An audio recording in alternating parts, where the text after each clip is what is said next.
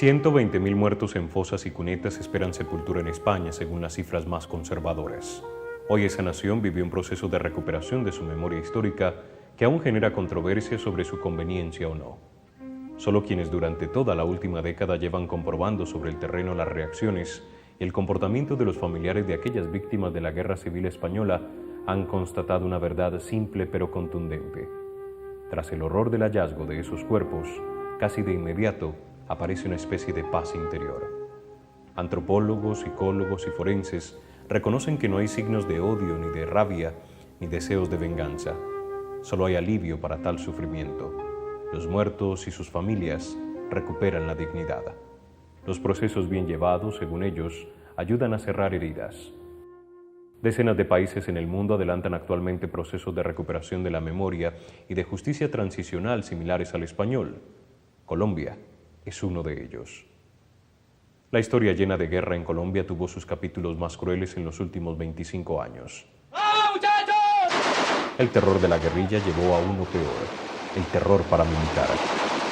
Si la guerra continúa, si la guerrilla sigue burlándose del país y el gobierno sigue entregando a la nación, ¿cómo vamos a pretender quedarnos quietos?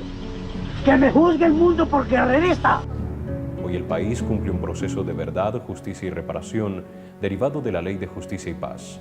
Así Colombia recorre un camino inédito en el que el primer paso es conocer la verdad del conflicto y de los muertos que dejó. Hoy analizamos ese proceso de la mano de las víctimas y de quienes mejor lo han testimoniado, los fotoperiodistas.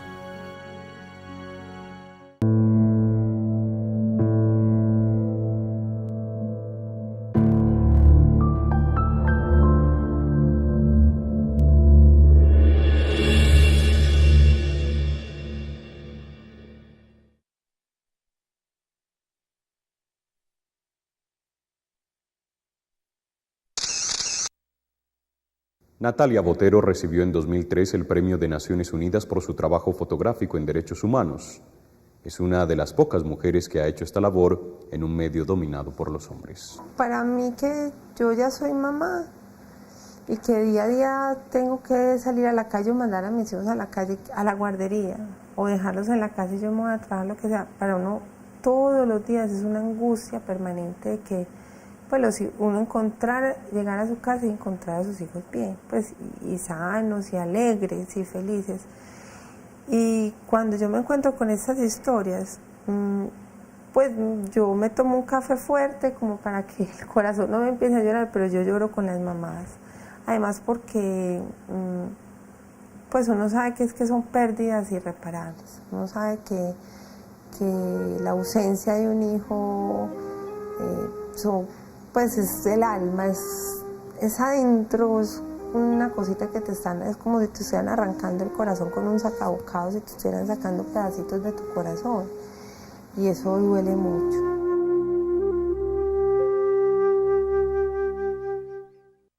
Mi hija es una persona creyente, bastante buena, bondadosa, amigable. No porque sea mi hija, pero la verdad es que yo misma me quedaba admirada de la forma de ser de ella, porque en la misma empresa donde ella era su jefe de personal y psicóloga, pueden decirlo. Que no lo diga yo, que lo digan todos ellos, quién era ella. Yo la llamé para que me firmara unos documentos.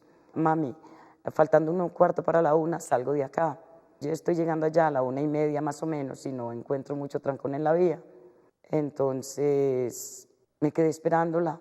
Entonces yo le colocaba mensajes y la llamaba al celular y no me contestaba. Entonces por ahí a las 7:30 de la noche me contestaron al celular. Y entonces ella me dijo: mami, no llames la policía y te voy a contar algo, porque si llamas la policía me matan. A mí me tienen secuestrada, pero mami, no vas a llamar la policía. Entonces le dije yo: mami, ¿pero cómo? Entonces en ese momento le quitaron el celular y pasó un señor muy grosero. Pedía nada más que 600 millones de pesos. Entonces yo le dije: usted está loco, ni el Estado los tiene, o dígame si el Estado los tiene para yo ir a pedirles para que me den para pagárselas a usted. Entonces me pegó una insultada muy fea y me colgó el celular. De eso hace hoy 11 años, 10 meses, 22 días. empiezo a tocar puertas. En ese momento me di cuenta de que solo el poder en Colombia, yo creo que en el mundo entero importa. El que tiene plata lo escucha, el que no tiene no se le alza a ver para nada, porque empecé a tocar muchas puertas, a ir a muchas partes donde mucha gente, y me miraban peor que una bolsa de basura de las que sacan a la calle. Durante este tiempo he trabajado incansablemente, porque muchos dicen que es un puesto para un hombre, porque uno ser jefe de mantenimiento de una empresa de transporte no es fácil, es duro, pero también a la vez fue una terapia muy efectiva para enfrentar mi problema, la pérdida de mi hijo, luego la secuestrada de mi muchacha. Entonces eso me ayudó. En 10 años he sacado el primer puesto en la empresa, ya cumplí en ese puesto 14 años y aquí estoy con ganas de seguir luchando y de encontrar a mi hija, porque mi meta es esa. Y si no alcanzo a que cuando mi muchacha llegue, al menos se dé cuenta que si yo no tuve esa plata para pagar su rescate y que no fui la mamá que ella creía de que la podía salvar de la crueldad de los humanos, que sepa que no me quedé quieta y que no la olvidé un minuto y que la busco y que yo antes de morir me la tengo que encontrar. ¿Usted es consciente de que la gente le temía a usted, que se referían a usted como una mujer sangrienta? No soy consciente de eso porque yo sé que nunca lo fui. O sea, nunca lo fui. Yo no puedo aceptar, por ejemplo, que la gente diga que yo torturaba, que yo castraba, que yo decapitaba, que yo era una mujer desalmada. Porque eso en mi conciencia no está. Jesús Abad Colorado es el fotógrafo colombiano más reconocido nacional e internacionalmente por su trabajo sobre el conflicto armado colombiano. Hoy documenta la memoria histórica de decenas de comunidades golpeadas por la violencia en todo el país. ¿Qué puede pensar un hombre cuando llegan a su casa y le matan a su hijo, o delante de él violan a su mujer, o violan a una de sus hijas y se la llevan, o se la llevan y se los llevan y después son desaparecidos? Es una humillación. Y yo creo que los hombres en este país, yo he tratado de verlos en esa condición y devolverles su rostro humano, digamos eso que nos han negado, que es el de cargar un hijo, el de llorar. Y yo los he visto y en mis fotografías precisamente aparecen. Pero es que la guerra, digamos, cumple un papel en ese sentido y es humillar a los hombres, apoderándose de su territorio, violentando a sus mujeres, llevándose a sus hijos. Cuando se supone, digamos, que los hombres de alguna manera, llamados guerreros o llamados protectores o llamados a brindar el sustento de una familia, se vieron maniatados. Y entonces fueron las mujeres las que tuvieron que recuperar la palabra que les ha sido negada para tratar de enrutar su vida cuando a esos hombres se les asesina o se les humilla. Yo tengo mi hogar conformado, hubieron 4 varones. De los 4 varones fue que me quitaron el hijo que me desaparecieron en el santuario, Edgar. Él se dedicaba a negociar con motos. Entonces, como le digo, de Cocornal lo llamaron a él que fuera, que habían unas motos para el negocio, ¿cierto? Entonces otro amigo de él le dijo que se lo llevara, que a él le interesaba comprar para ver si negociaba una motico también. Él no quería. Entonces me dijo, papá, ¿pero qué hago? Y entonces, no, llévelo, que el muchacho, que sabemos que se haga una motico. En Guarnes se embarcaron tres clientes que no les quitaban el ojo a ellos 2. Al muchacho no lo mataron ahí mismo, al otro, al que iba con el hijo mío, sino a los 8 días, porque el muchacho me comentó todo cómo fue. Él vio cuando lo bajaron del bus, que le dijeron, usted me hace el favor y se queda. Baje lo que tenga, costales, maletines, todo. Directamente en santuario. Amparo nos consiguió una entrada a la cárcel de máxima seguridad. A preguntarle a Ramón por el hijo.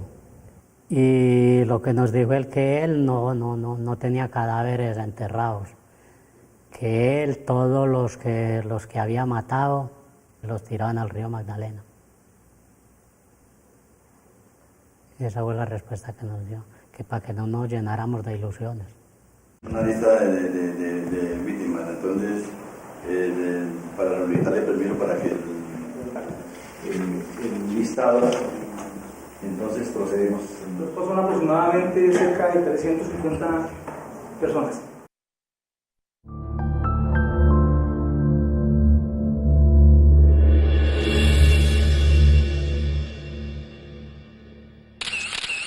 Edgar Domínguez ha trabajado para medios como El Mundo, El Tiempo y la agencia de noticias EFE. Es Premio Nacional de Periodismo Simón Bolívar por su trabajo sobre la masacre de El Aro en Ituango, Antioquia. Las cosas más tristes son los momentos en los que he podido percibir la crueldad del conflicto, no solo porque se suceda un hecho, no solo porque mueran personas inocentes, gente de la población civil, sino por la manera como son asesinados. Y entonces en este país todos oímos hablar de descuartizamientos y oímos hablar de hombres armados que andan por el campo mochando cabezas y de pronto lo escuchamos como escuchamos cualquier relato, pero no lo palpamos. Y yo tengo que decir que tristemente en mis años de fotoperiodismo sí tuve la oportunidad de comprobar de primera mano cómo era de sanguinario este conflicto y cómo se sucedían esas cosas tan absolutamente atroces y a veces increíbles para muchos. Me dejó totalmente marcado el tener que comprobar con mis propios ojos que esos mitos de descuartizamientos y de mochar cabezas y de matar con tanta sevicia y de una manera tan atroz era realmente cierto. Acompañé a hacer 66 exhumaciones en Salónica, en Tuluá, en Río Frío, en Venecia, en Naranjal y los que estaban ahí en Trujillo. En general eran mujeres las que iban. Al comienzo las mamás me decían, Maritze, no voy a ser capaz. Tranquila, buscamos solidaridad, otra persona que nos ayude. Y a la hora de sacar al hijo de la tierra, déjenme sola, ¿no? La señora que le mostré ahí tengo una foto, ella lavando los huesos de su hijo. Recuerdo eso con dolor, ver en los cráneos la huella de las torturas, los taladros, los cortes en los cráneos. Y luego eso sirvió también de medio probatorio para llevar a la Comisión Interamericana como otra prueba más de las torturas.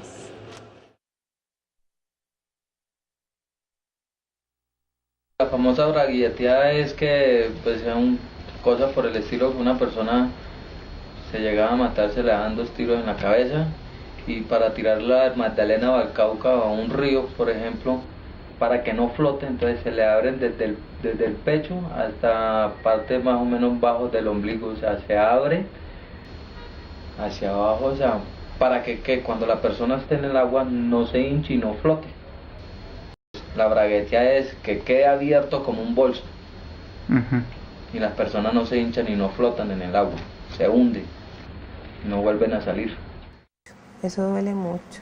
Yo digo que, sobre todo para la mamá que nunca ha encontrado al hijo, que todavía lo está buscando, porque es una esperanza que uno siempre guarda esa esperanza, pero uno sabe que esa esperanza es muy remota, pues. y que ojalá ahora con esto que se está haciendo de la recuperación de las fosas y de la búsqueda e identificación de los cadáveres, ojalá muchas mamás puedan por lo menos seguir llorando tranquilas, porque es que uno sabe que el llanto de las mamás que están buscando a sus hijos no es un llanto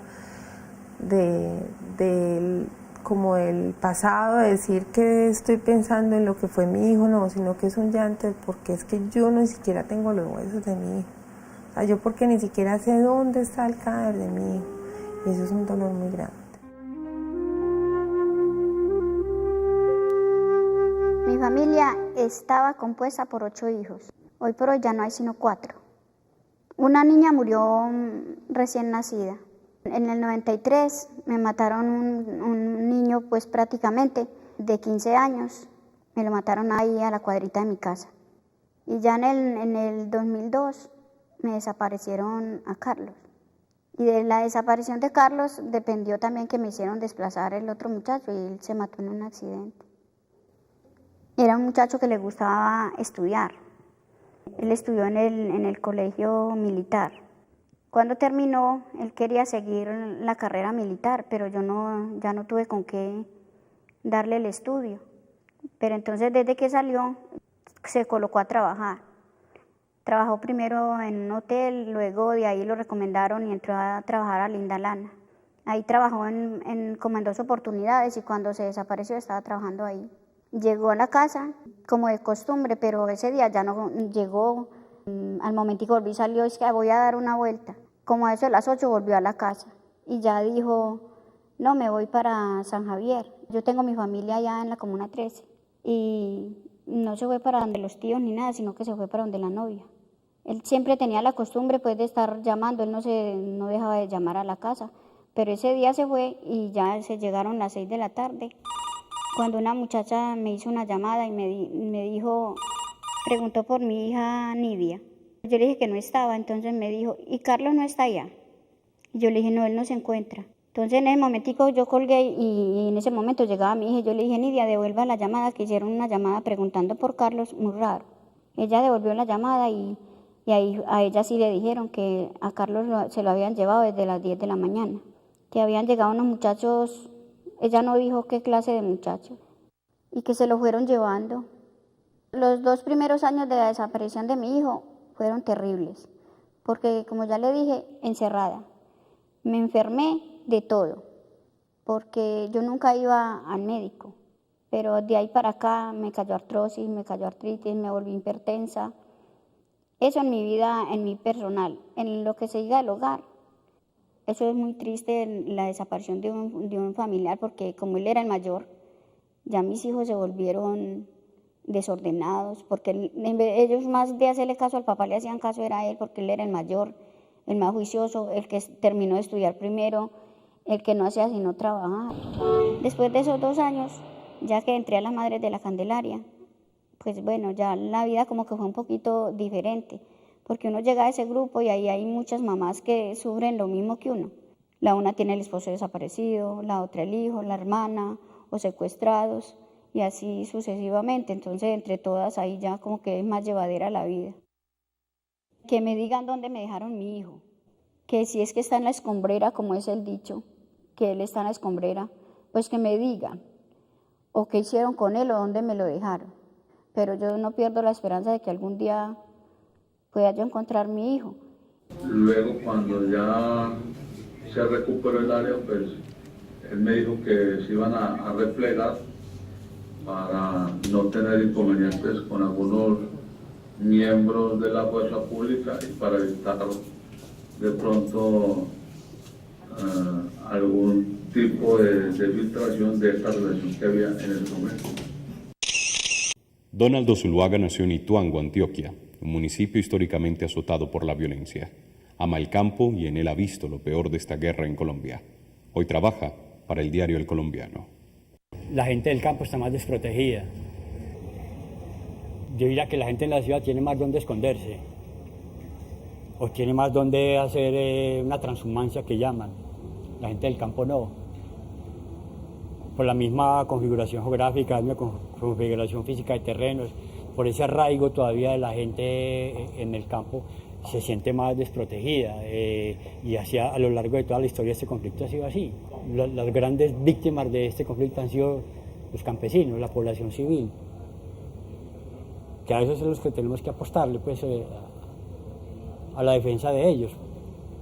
Y yo diría que parte del trabajo nuestro, además de mostrar la crudeza de la guerra, fue también como tomar una opción civil, pues como decir que son niños los que están muriendo, son campesinos los que están muriendo, y es otro tipo de gente la que está muriendo. ¿Cómo rescatar esto también, pues como para que eso tampoco esté en el olvido?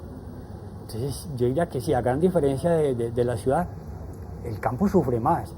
La gente, y obviamente que hay otra cosa, pues es que el campo, a veces el conflicto lleva es como una bola de nieve que comienza en el campo, comienzan las migraciones, y los grandes círculos de miseria son producto de lo que pasa en el campo. Entonces es como una sumatoria de violencia, la viven en el campo y la van a vivir aquí en la ciudad. Ambos sufren, pero yo diría que sufre más la gente del campo.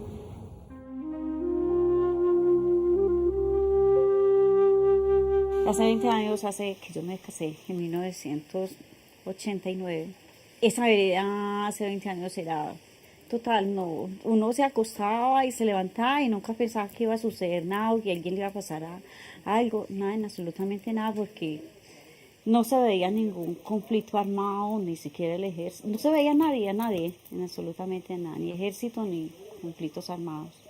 Yo lo conocí desde que estaba estudiando, pero nunca pensé pues que él iba a ser mi esposo. Fuimos prácticamente, te digo, desde los 11 años, fue novio mío, fueron 11 años sin noviazgo, mientras que el matrimonio no me duró sino 6 años y medio. Él era caficultor. Siempre desde soltero, él trabajaba en las cafeteras, se casó, siguió trabajando cafeteras y era lo que le gustaba, el café, mantener cafeteras y tener trabajadores, 4 o 5, eran los trabajadores que él sostenía semanalmente. En 1992-93 hubieron los primeros masacres en la vereda La Esperanza, fueron por las guerrillas. En 1994 fue donde ya sentimos totalmente la presencia de los grupos paramilitares. El 9 de julio llegan a mi casa 5 hombres fuertemente armados y se llevan a mi esposo, pero a mi esposo se lo llevan con un niño. El niño era hijo de una pareja que hacía escasos 20 días que vivía en la vereda, eran de Urabá. Ellos llegaron a la casa y cuando llegaron desaseguraron los fusiles y nos los colocaron a todos en el pecho. Y lo que ellos primero llegaron preguntando por el muchachito, Temir, ¿por qué lo tienen? Entonces yo les dije, es pecado, no es pecado. Tener un niño que no tiene a quién entregárselo, no hay familia, no hay nada. Se llevaron el papá, se llevaron la mamá. Entonces entraron, requisaron todo. Y en ese momento entra mi esposo y me dice, mira, que yo me tengo que ir con ellos. Eso es lo más duro para mí. Eso es lo más duro. Porque yo ya tenía el dolor de mi hermano, que hacía 2 días que se me había llevado mi hermano Juan Carlos. Fue muy duro en ese momento y yo inmediatamente salí hacia afuera y les dije a ellos, ustedes por qué se van a llevar a mi esposo, él no debe nada, él es un campesino. Entonces me dijeron, no señora, él vuelve. Nuestra voz, que no se cansa, grita reparación a la esperanza. Nuestra voz, que no se cansa, grita reparación a la esperanza. Colombia necesita que aquellos colombianos que no vivimos de manera directa y feroz el conflicto armado tengamos una actitud solidaria con el sufrimiento de quienes sí lo padecieron. Amar al prójimo como a nosotros mismos es comprender que mientras haya hijos, esposas, esposos, madres, padres, colombianos de los que no conocemos su suerte ni cómo murieron, nosotros tampoco podremos estar tranquilos ni en paz. La verdad, la que digan ellos. Pues se pide, dice que la verdad, pero es que yo no le veo. Esa sería la verdad para mí, encontrarlo y que me digan qué pasó con él, por qué le hicieron lo que le hicieron.